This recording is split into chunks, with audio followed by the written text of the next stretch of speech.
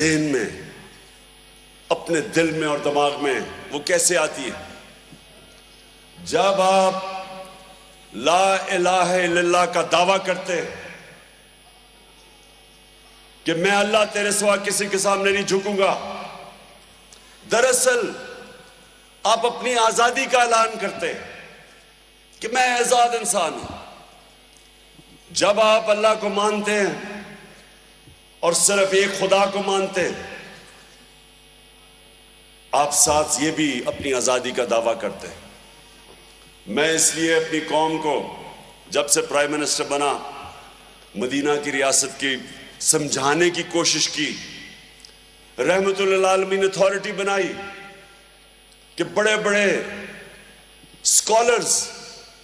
ہمارے بچوں کو، اسکول کے بچوں کو، یونیورسٹیز ڈیبیٹس کروائیں، بتائیں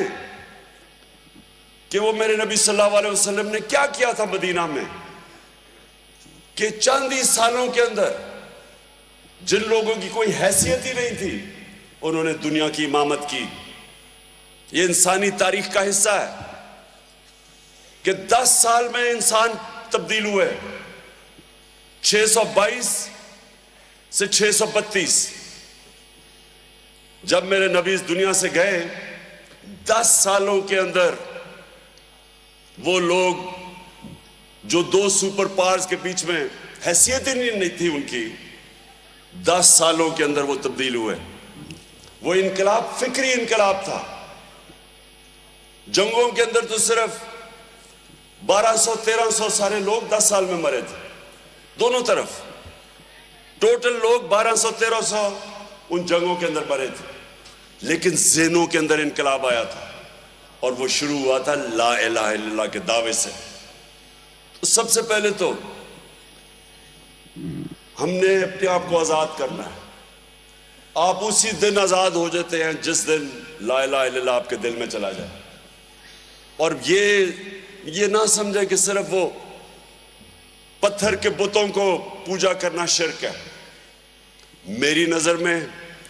جب ایک انسان اپنے ضمیر کا سودا کرتا ہے، جب اپنے آپ کو ضمیر کو بیچتا ہے، اور جو سب سے خوفناک بت، خوف کا بت، جب وہ خوف کے بت کے سامنے جھک کے رائے حق سے اترتا ہے، میری نظر میں وہ شرک ہے۔ اس کا مطلب کہ اللہ کے علاوہ آپ کسی کے سامنے جھک رہے ہیں۔ تو میرے نوجوانوں، یہ آپ یاد رکھنا کہ میرے سے بہت زیادہ صلاحیتیں لوگوں میں تھی، ٹیلنٹ زیادہ تھا، لیکن میرے میں ایک چیز تھی جو میں بچپن سے، میرے ماں باپ نے مجھے جو ذہن میں چیز ڈالی کہ تم خوش قسمت ہو کہ ایک آزاد ملک میں پیدا ہوئے، کیونکہ وہ غلام ہندوستان میں پیدا ہوئے تھے، اور وہ میرے ذہن سے کبھی بات نہیں گئی، اور میں نے تب ہی فیصلہ کیا کہ انشاءاللہ جب بھی اللہ نے مجھے پاور دینی تھی، میں نے اپنے لوگوں کو کبھی کسی کے سامنے جھکنے نہیں دینا تھا، میں نے اپنی قوم کو آزاد کرنا تھا۔